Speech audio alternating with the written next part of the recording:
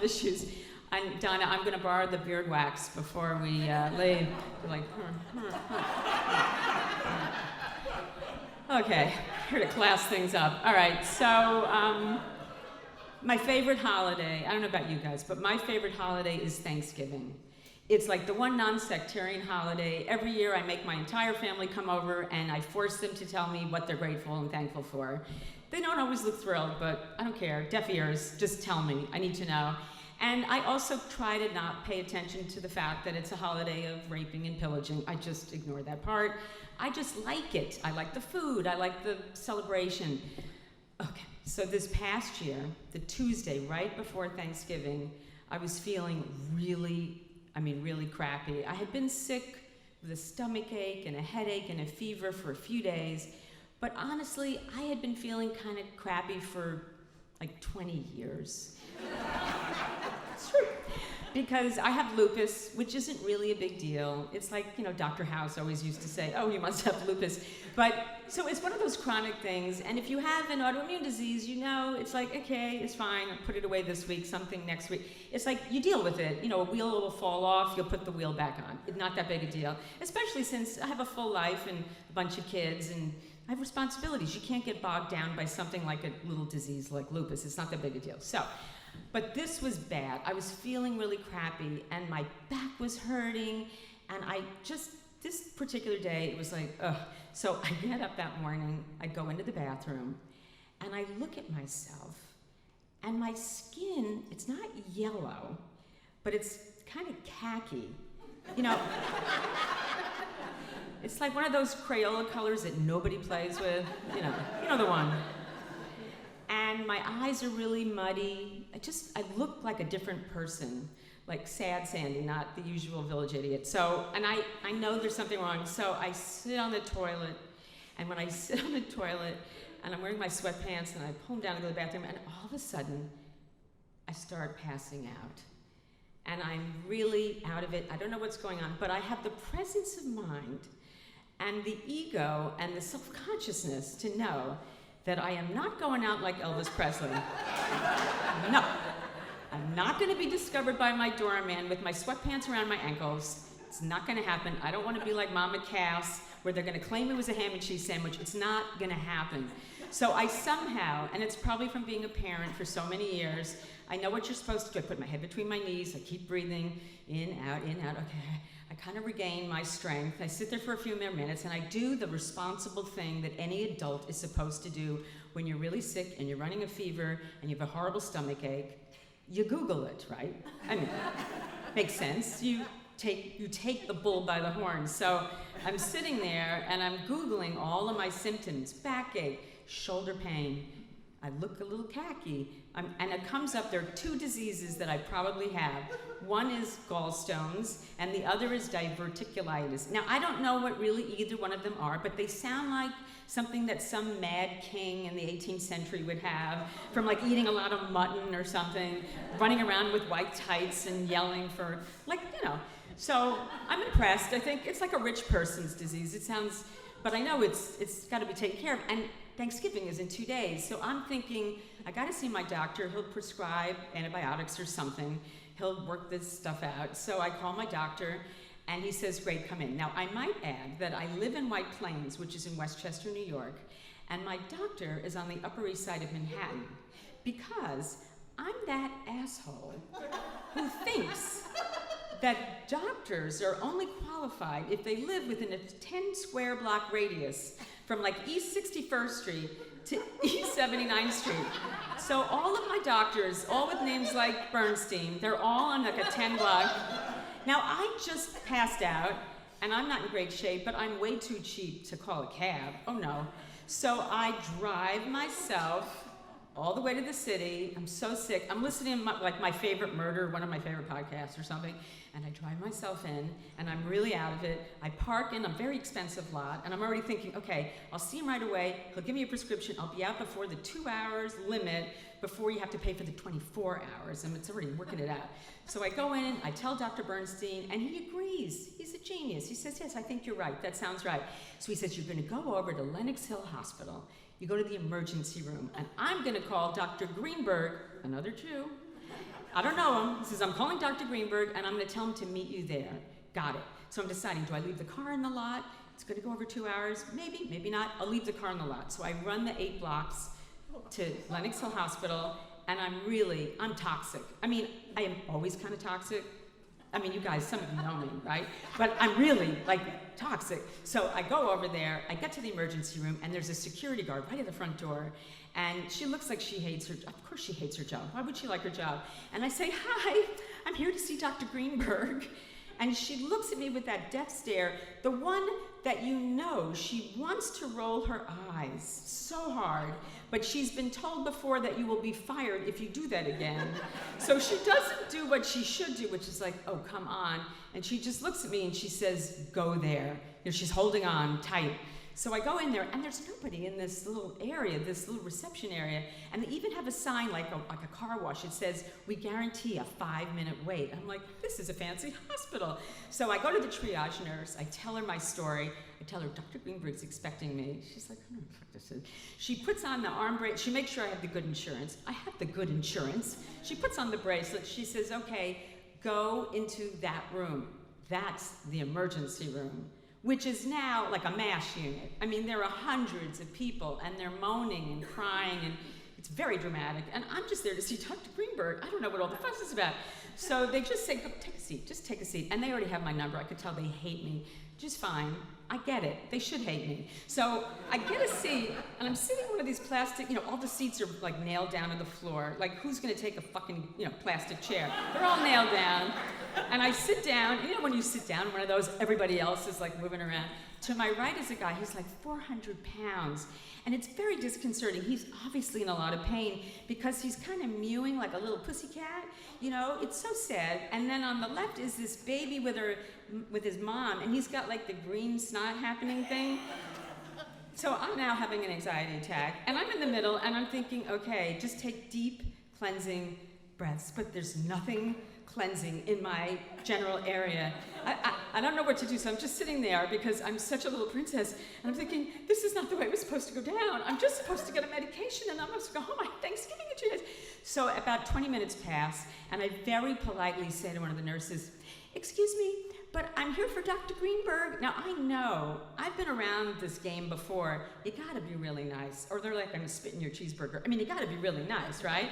So I'm trying to engage. They're not having it. She's saying, I don't know who Dr. Greenberg is. Just take, she wants to say fucking seat, but she says, just take a seat. So it seems like hours are going by, and I'm getting sicker and sicker, and I have this pain in my shoulder, which I assume I'm having like a stroke. I think I'm smelling like nutmeg. I don't know. I'm like, really? Finally, the nurse brings me in, and she puts me in one of those little cubbies, where they pull the curtain, like the Zara dressing room where your ass is hanging out. So she puts me in there, and she does another intake, which I've already done, stomachache, backache, and I'm running a fever. And she says, all right, we're gonna bring some. I said, but what about Dr. Greenberg? She goes, I don't know who Dr. Greenberg is, but just relax, okay? And meanwhile, I'm listening. To my left is this poor woman who had a terrible burn from dropping her coffee pot. It's like, oh my God. It's like fascinating to hear what's going on around you. Even though, meanwhile, I haven't told anybody in my family. Nobody knows. Nobody knows. And they're all by myself because I've been doing this for a long time. So finally, these residents come in and they take more intake. They do it again. They say, okay, we're going to give you an MRI.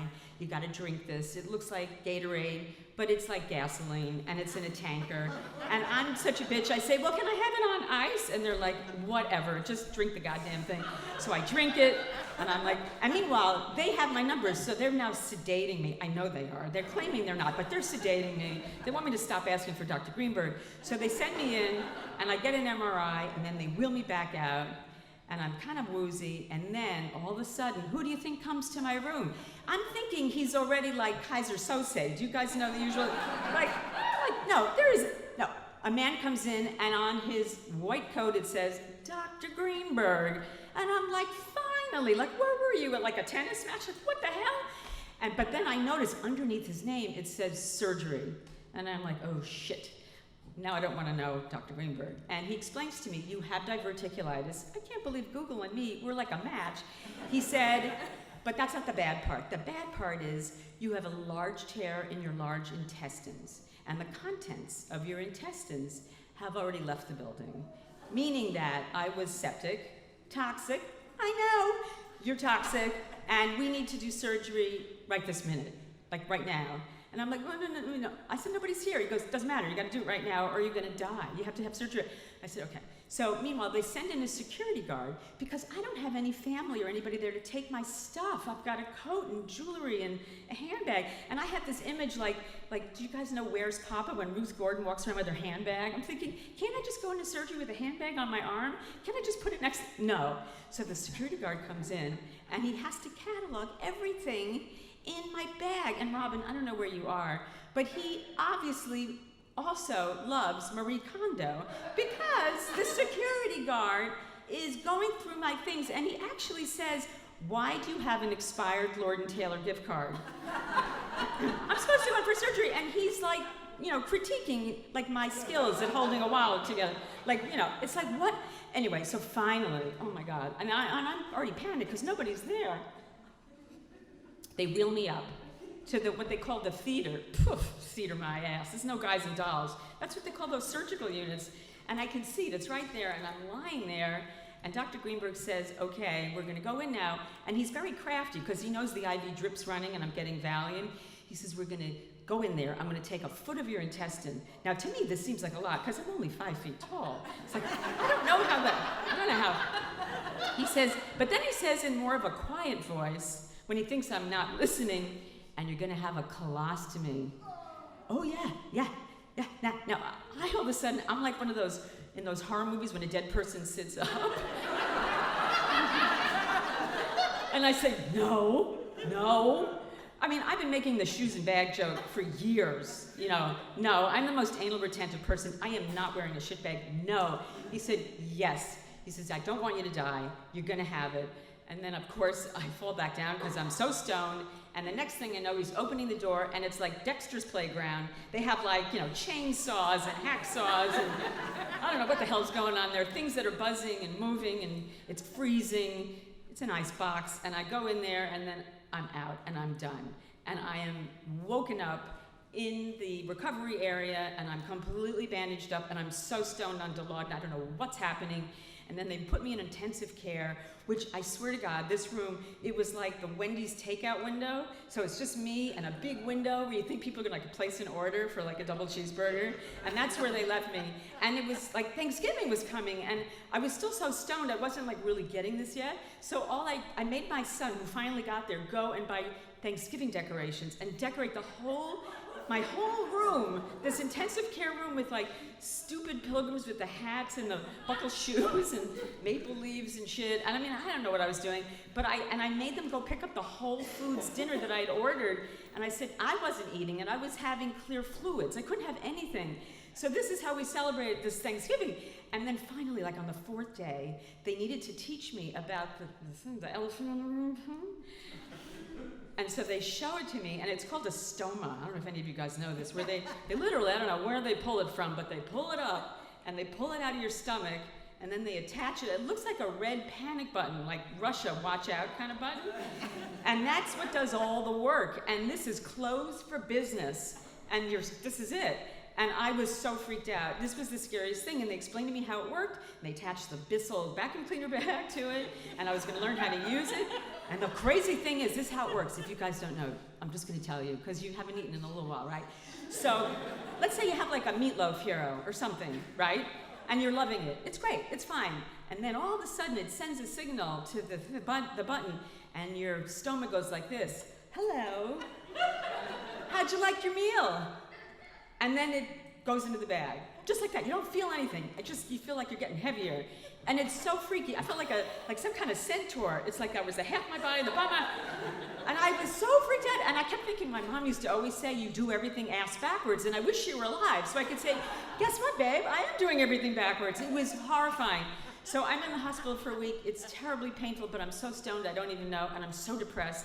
And I finally get shipped home, and I have to learn how to use it, but I have a nurse who comes to the house because I don't want to go near it. And I start performing almost right away because I'm that kind of person. I've been doing crazy things for 20 years since I got sick. I thought, well, yeah, little thing here. it's what it is. And it wasn't really all that terrible because I knew it would be reversed, which I must tell you on Valentine's Day, the best gift ever, it was reversed. Thank God, because it really is not fun to deal with. But it was there, and I was like the only one who had this secret power. It was like a superpower. So if I was on the elevator with you, and I knew you didn't hold that elevator, but I got on anyway, that's okay. I could just give you a little, you know, you wouldn't know. You wouldn't know where it came from. It came from me. And then I would go and do shows everywhere. And I was multitasking. I could tell you a story and be doing my business. Nobody would know. It was like, you know what, it's not that terrible. I can see why people can live with this. I didn't want to live with it, but I could see it. So I cannot wait for next Thanksgiving. I'm obviously alive. I'm not just a chatty apparition. I'm here. I'm telling you the story, right? I made it.